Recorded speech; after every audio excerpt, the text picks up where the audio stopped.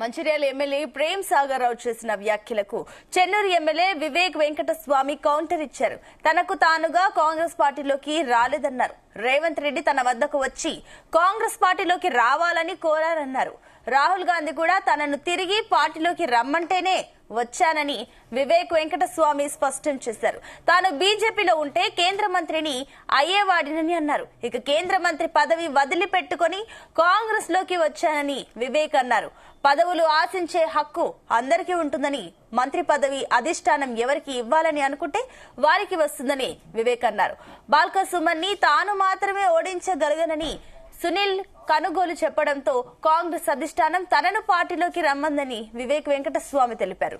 ఈ 40 సంవత్సరాల నుంచి కేవలం గడ్డం ఫ్యామిలీ నుంచి నిలబడినప్పుడే గెలవడం జరిగింది కాంగ్రెస్ పార్టీ. అవునా కదా? పెద్దపల్లి నియోజకవర్గంలో కూడా ఈ 40 సంవత్సరాలలో గడ్డం ఫ్యామిలీ నుంచి నిలబడినప్పుడే కాంగ్రెస్ పార్టీ పార్లమెంట్ సభ్యులుగా గెలిచారు. బెల్లంపల్లిలో కూడా అట్లనే, అక్కడ కూడా వినోద్ గారు నిలబడినప్పుడే కాంగ్రెస్ పార్టీ గెలవడం జరిగింది. ఏ పార్టీ అయితే ఏంది, గెలిస్తేనే ప్రభుత్వం వచ్చింది. మేమందరం గెలవకుండా వస్తుండే ఆ ప్రభుత్వంలో, మనకి ప్రభుత్వంలో రాకుంటే నడుస్తుండేనా? జోరు నడుస్తుండేనా? అందు గురించి ఎవరు ఏం పని చేసిండ్రో, నిజంగానే వాళ్ళు పని చేస్తుంటే నన్ను వచ్చి పిలిచిన అవసరం లేకుండే. అవునా కదా? పిలిచిన అవసరం ఉండేనా?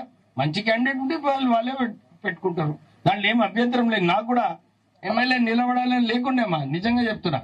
నేను కేవలము పార్లమెంట్ సభ్యునిగా ఉండి పార్లమెంట్ గా నిలబడదామని నేను ఆలోచనతో ఉంది. కానీ అప్పుడు రేవంత్ రెడ్డి గారు, సునీల్ కొనుగోలు గారు వాళ్ళిద్దరు వచ్చి నాకు ప్రెషర్ చేశారు. సుమన్ని కొట్టాలంటే నువ్వే నిలబడాలని చెప్పి నాకు జబర్దస్తి నాకు నిలబడడం పెట్టింది. లేకుంటే నేను మా నాన్నగారు లెక్క మంచి హాయిగా యూనియన్ మినిస్టర్ అవుదాము అని చెప్పి నాకు ఆలోచన ఉండే. నాకు మాట కూడా ఇచ్చినప్పుడు యూనియన్ మినిస్టర్ చేస్తాను. కానీ ఇక్కడ చెన్నూరులో నాకు మన కార్యకర్తలు కూడా చాలా స్మార్ట్ ఉంటారు. అయితే వాళ్ళు ఏం చేస్తారు, లాస్ట్ మినిట్ లో ఒక వీడియో పంపించారు నాకు. దాంట్లో సుమన్ అంటాడుగా, దమ్ము ధైర్యం ఉంటే వివేక్కి వచ్చి నిలబడమని చెన్నూరులో అని చెప్పి నాకు వీళ్ళందరూ పంపించారు. పంపిస్తే నాకు కూడా కొంచెం రోషం వచ్చింది. అరే ఇట్లా అంటాడా?